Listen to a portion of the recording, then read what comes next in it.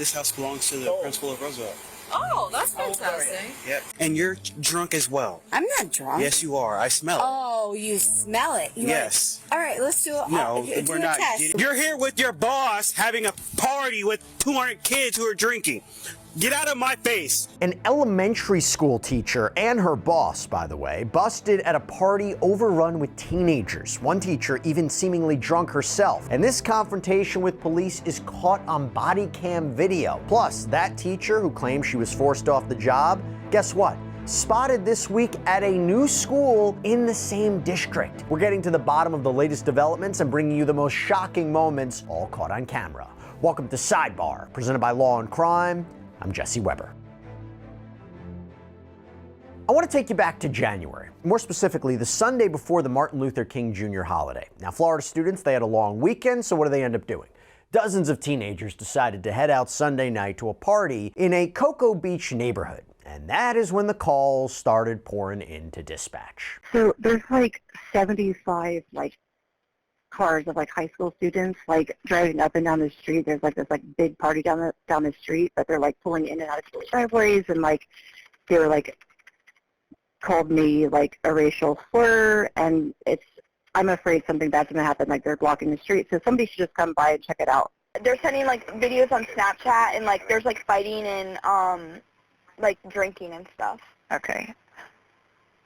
All right, I'll let the officers know that are watching the area. All right, thank you so much. Thank you. Have a good night. You too. Bye. There is obviously a really big party going on. I can't even get down the street. There's so many cars going both ways. Yep, we have officers out at that location now. They're trying to control the situation. Parking situation, definitely a problem to say the least. As you can see from this Google Maps image of the street outside the party house, there's really not enough room for two cars to drive past each other, let alone navigate dozens of cars parked seemingly haphazardly along a long stretch of road. So an officer responds, rings the doorbell of the home that seems to be the epicenter for the party, but no one answers. Well, it turns out that home belongs to Elizabeth Hill-Brodigan. You know who she is?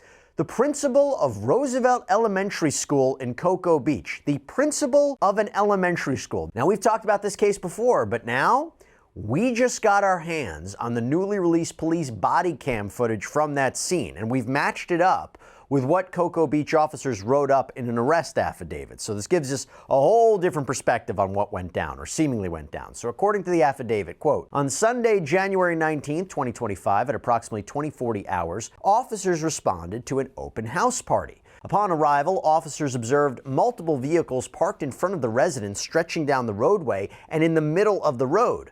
Officers made contact with juveniles at the residence who claimed they didn't know whose party it was. Now, in the body cam video, you can hear officers out in front of the home telling what appears to be teenagers to move their cars so people can get by. They're supposed to be fetching me the master of ceremonies, but Cool. and that guy's moving his truck that's parked in the middle of the road. Cool. So we have one issue addressed. It actually kind of sounds pretty quiet on the street, but as the officer walks closer to the backyard, that is when the noise gets louder and louder. Hey, whose party is it? I do not know. Okay. You don't know, huh? I do not want to pray for you. You said you don't want what? The shirt. It's like a white light party, so I do want to pray for you. Oh my God, you got me. He's like a What's up? preacher. Is this your party? No. Okay. Do you also not know whose party it is? No. You just saw the fire and showed up like the bat signal? Yeah, it's like a white light party. Oh my God, so how do I know if you're telling me the truth? That's funny. Do you need anything? Wait, what I need you guys to shut up and fix the parking out here. Okay. So the Yeah, music needs to stay down? Yeah, I mean, obviously, you guys are in the middle of a neighborhood with 60 people here. What do you think? Okay. Okay, what truck is it? What kind of truck is it? There's, dude, the whole parking situation is a Okay. full shit show. Situation? Look at it. Yeah, I'll yeah. give you the opportunity before we go up and down the street and start writing parking tickets. Okay. And What's tow up? cars. Truck in? Okay. Which No, one? all Give you the the cars. opportunity to start You guys walking The have out. cars need to be Okay, facing so the right way. We're gonna First, get it right. We got you. I would find out I whose would say party start it is. parking in the yard. Fill the Yeah, yard see up what they first, suggest. Okay. and then park in the road. And the car needs to be facing the correct way in the lane. Okay, Yes, sir. I'll move on. Which one's yours? The GMC I talked to. Oh, okay. He said it wasn't like that important, but I don't mind moving it for you. Go ahead. All right. Thank you, sir. We appreciate it. We will get that done. All right. Thank you. And whose party is it? We're not sure. Okay. We'll try to figure it out, but thank you. Yeah, you heard one of the teens tell the officer it's a white lie party, which according to our trusted friends at Google, and a Google search apparently involves everyone wearing white t-shirts with lies or exaggerations about themselves or what they use a lot written on them. Sure, why not? I don't know.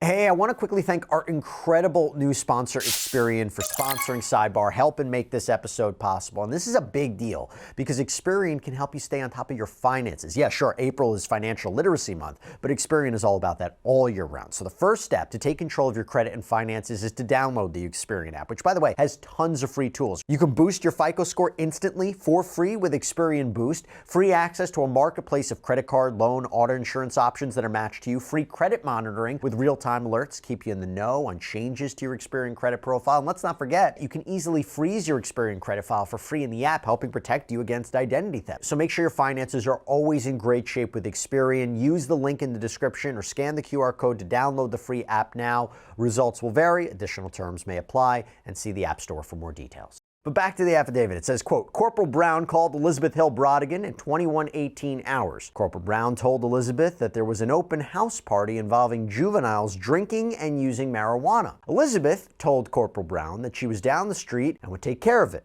However, the investigation revealed that Elizabeth not only allowed the party to continue, but she helped set up preparations for the party with other juveniles. And what happens? Just minutes later, more complaints come into dispatch about the party. The affidavit states Elizabeth Hill-Brodigan approached one of the officers as they drove by and told him that she was shutting down the party. And if that weren't enough, officers were dealing with some possible fake calls too. Quote, the unknown juvenile male advised there were people shooting guns at the nearby skate park and then drove to Sidney Fisher Park. The juvenile then advised the people at the park were conducting satanic activity and had someone at gunpoint.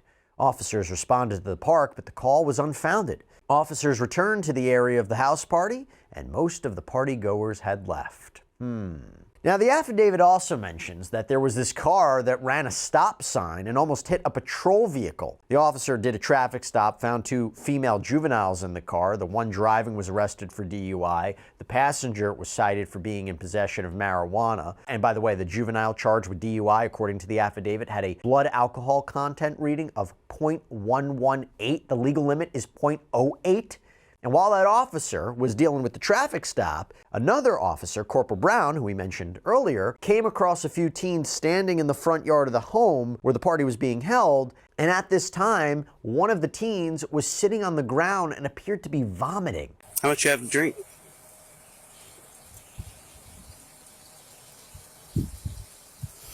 I'm asking for a reason, because if you need some type of medical attention.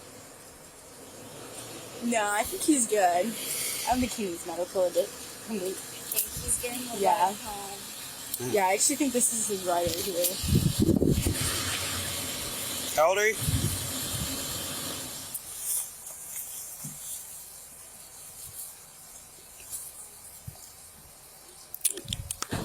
I think this is the time where you should answer the question. How's it going, sir? I'm the one taking him home. Oh, well, I need to know how old he is first.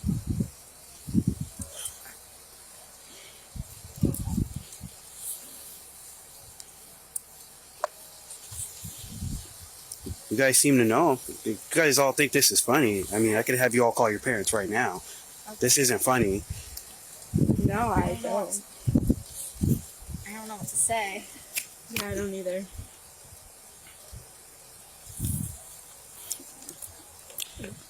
So if you can't talk, I'm going to take you to the hospital.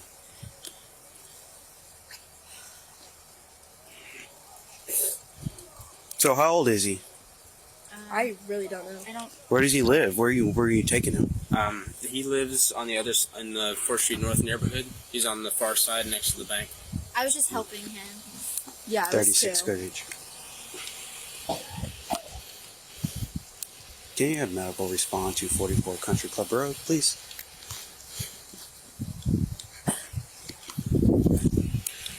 We reference a juvenile possible intoxication. We need them to evaluate him. Sir, I'm trying to be as responsible. I'm trying to take him home. Yeah, juvenile, possible intoxication. I need him evaluated. Okay, I want to highlight something at this point in the body cam footage. So if you look at the house in the background, you can sort of see what appears to be someone walk out of the house, stand in the driveway for a moment, look toward the officer and the children. Well, police said in the report that this was Hill-Brodigan, that she eventually goes back into the house and turns off all the lights out front. So members of Brevard County Fire arrived to check on this juvenile, and the last of his friends, they choose to leave. There was a big party with like 200 kids here. Yeah. So we figured they were bringing a party. No parents here? How old is this kid? 17. Okay. He was saying check his vitals to make sure. Oh, so we got calls for vitals? I think so. I'm probably he's gonna go, I'm taking him to the hospital regardless, but Okay. he's not responsive or anything.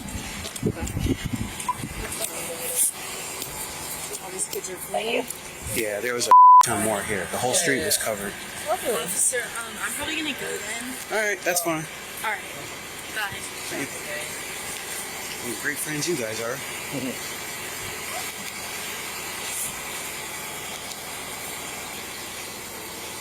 How did you draw the short stick out of 200? Oh, actually, the worst one? I just came back by to check to make sure all these kids were gone, and I see two people standing around him, and he's sitting there like shaking, and I'm like, okay. And then when I came back, he started like throwing up a little bit. Oh, that's right. There's no school tomorrow. Yep. But I walked through the window. That's great. yeah, well, this house belongs to the principal of Roosevelt. Oh, that's fantastic. Yep. The officer is able to get the juvenile's mother on the phone, advises her she can meet them at the police station to pick up her son. But as the officer is putting the teen in the back of the patrol vehicle, he hears a woman berating members of the first responders and goes to check it out. Oh, you want to see something? Oh, why don't you put me in Officer Brown? Tell him to put me in handcuffs. What the is wrong with them? What? I'm concerned about a child that's being put into a machine, into one of these vehicles, and it's not my business. You say something to them. Well, they can't disclose information. You tell Cocoa Beach has gone mad and nasty. They don't work for us. That's Brevard County Fire Rescue. Well, you know I'm a teacher. Who the who got put in that car? Well, it's a kid, but they can't disclose. I was here hanging out at this party. I mean, what the what's wrong with them? Okay. You guys gotta act better. Do you want the truth? There was like 200 kids here drinking. I've already known. Drinking, okay? And you're drunk as well. I'm not drunk. Yes, you are. I smell it. Oh, you smell it. Yes. All right, let's do it. No, do we're a not test. getting through that, but do a test. The purpose. But I'm concerned. And you're intoxicated too. Oh, who cares? So I could get in your car and ride with you or call because he's 17 and he was here drinking at a party. Why are you yelling at me? Because you're yelling. You're here with your boss having a party with 200 kids who are drinking. Get out of my face. Now. That's on your camera. It is. Wow. Now that woman was identified by authorities as Roosevelt Elementary third grade teacher Carly Anderson.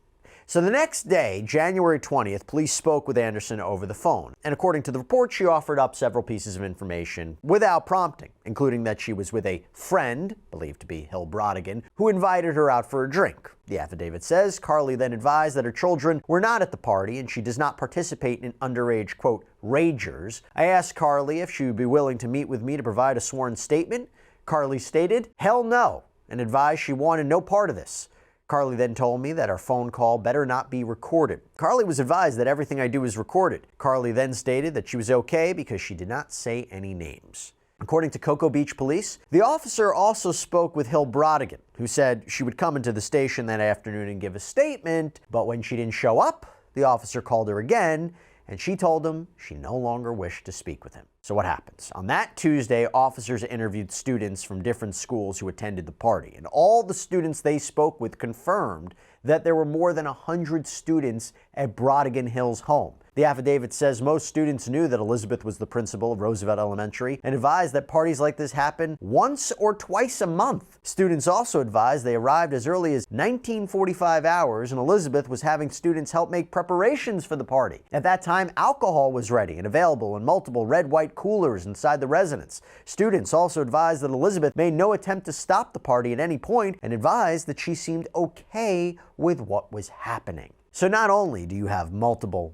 witnesses seeming supporting the charges that these two are going to be facing, and I'll talk about that in a second, but the students also indicated that there was marijuana use, that someone had been taking videos with a gun and pointing it at another person. Fights broke out. It's chaos.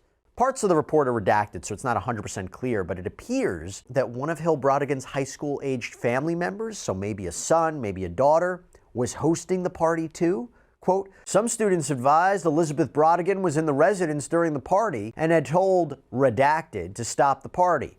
Redacted ignored her, and Elizabeth took no further action to stop the party. So officers apparently attempted to speak with this teen over the phone, but claimed that Hill-Brodigan answered instead and said this person couldn't talk. Teacher Carly Anderson was arrested the following Friday, January 24th. All right, Miss Anderson, so we are here now.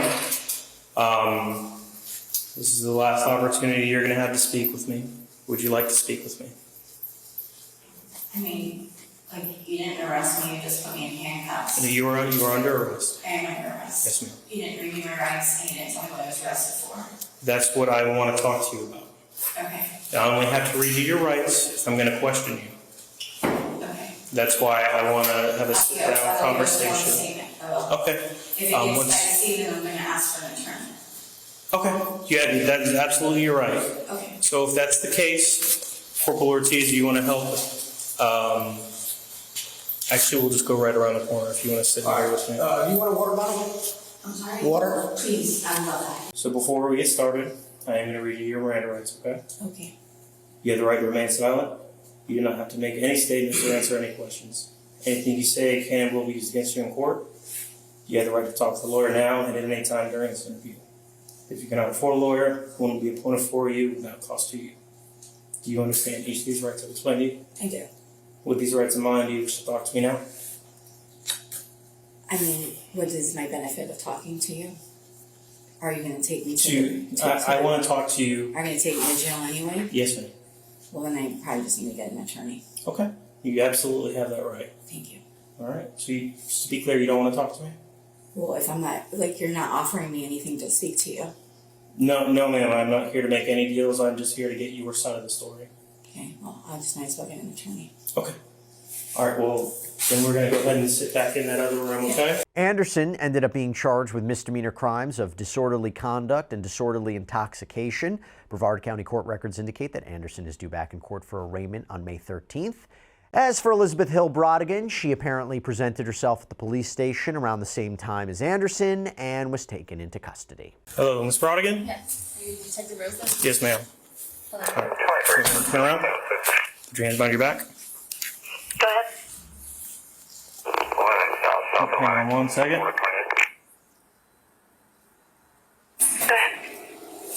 ahead. We're grabbing the first real quick.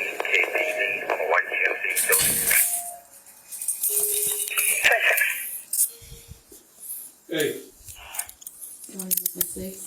It's okay. It's not too tight, right? No. Okay. All right. Well, you're all good. Just kind of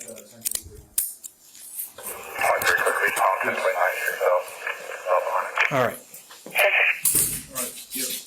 Olson, do you want to bring her upstairs to the interview room while I talk to the other one? Which interview room you want? Upstairs, CID, whichever one. Elizabeth Hill-Brodigan faces a charge of felony child neglect and misdemeanor charges of hosting an open house party and contributing to the delinquency of a minor. She's due in court for a case update on April 29th. But what about their careers as educators, right? Well, here's the thing. Carly Anderson's attorney had previously said that Anderson was given the option to basically retire or be fired, so she chose to resign. But what happens? This past Monday, she apparently was back teaching at a different school in Brevard County. She'd been relocated from Roosevelt Elementary to Saturn Elementary, still in Cocoa Beach. Now, apparently, there was this outcry among parents and protests maybe got underway, so Brevard Public Schools put out this statement saying, quote, "The state attorney cleared Carly Anderson of the felony charges. Department of Children and Family Services cleared Miss Anderson as well. She's a certified teacher, and as of today, she's been placed by the district back into a classroom." But less than 24 hours later, after body cam video of Anderson's apparent behavior was released publicly, the school district did an about-face, saying the body camera footage was not made available to the district prior to placing her back in the classroom on the morning of April 14th. And the superintendent said all employees are held to the highest standard of professional behavior, and BPS will continue to follow all policies and procedures to ensure a fair and thorough review of this new information. The teacher's actions, as seen on the footage, were completely unacceptable and do not match the charges given and warrant a further investigation. Meantime, Elizabeth Hill-Brodigan remains suspended without pay. That's all we have for you right now here on Sidebar, everybody. Thank you so much for joining us. And as always, please subscribe on YouTube, Apple Podcasts, Spotify, wherever you should get your podcasts. I'm Jesse Weber. I'll speak to you next time.